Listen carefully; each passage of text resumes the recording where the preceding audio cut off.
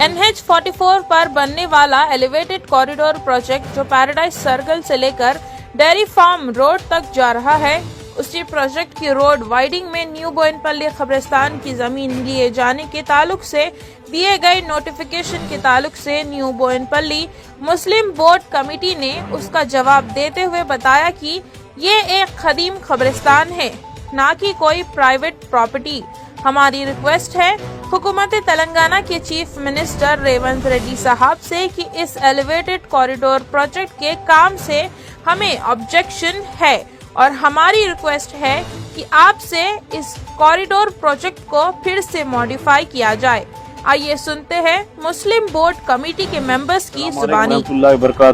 हमारे सब मुस्लिम बोर्ड के तमाम मेंबरान जो है यही गुजारिश करते हैं कि हुकूमत से कि भाई हमारा जो यहाँ कब्रिस्तान का हिस्सा जो लेना चाह रहे हैं आप लोग, हमारे पुराने बुजुर्गों की खबरें हैं और पुराने और ये कब्रिस्तान आबाद है, ये गैर आबाद कब्रिस्तान नहीं है, इसलिए 400 पुराना कब्रिस्तान है। इसके लिए हम हुकूमत से मुतालबा करते हैं कि भाई अपना जो प्लान है इसको कुछ सब मॉडिफाई करके सब्स्टिट्यूट इसका रास्ता निकाल के जो है हमारे को राहत अता फरमाइए, बस यही गुजारिश है। अस्सलाम वालेकुम। आज मीडिया में आने का मकसद यही है कि 1 दिसंबर 2024 को गवर्नमेंट की तरफ से टाइम्स ऑफ इंडिया में, मुंसिफ और साक्षी पेपर में एक नोटिफिकेशन जारी किया गवर्नमेंट की तरफ से। उसमें यह बताया गया कि पैराडाइज से डेयरी फार्म को जो जाने वाला एलिवेटेड कॉरिडोर है उसके लिए पैराडाइज से लेके डेयरी फार्म तक रोड वाइंडिंग की जाएंगी, जिसमें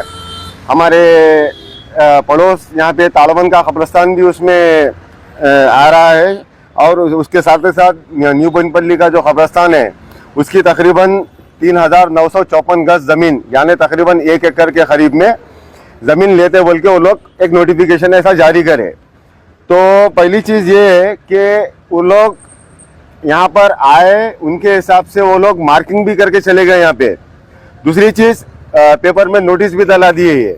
मतलब इससे साफ जाहिर ये हो रहा कि ज़मीन ये हमारी है, ना हमारी कोई मर्जी है इसमें, ना कोई हमारा कोई दखल अंदाज है इसमें। वो लोग उनके हिसाब से, गवर्नमेंट आई उनके हिसाब से उनकी मनमानी करके मार्किंग कर पेपर में नोटिस भी डाल दी, एक चीज़। दूसरी चीज़, अब यही एक नोटिस में नीचे एक सीधे साफ अल्फाज में वाजे किया गया है कि अगर किसी को इस कॉरिडोर से अगर ऑब्जेक्शन है तो आप अपनी दरख्वास्त प्रिंसिपल सेक्रेटरी को, Hyderabad district collector, special deputy collector को, इन लोग को अपना ऑब्जेक्शन डाल सकते हो बोल के इसमें यही नोटिस में मेंशन किया गया है। तो उसी हिसाब से हम हमारे मुस्लिम बोर्ड के जानिब के तरफ से, यानी मुस्लिम बोर्ड कमेटी जो बोयनपल्ली की है,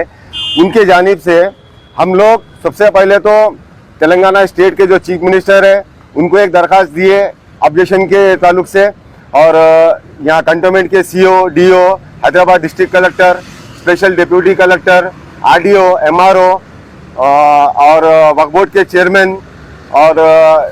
तेलंगाना स्टेट के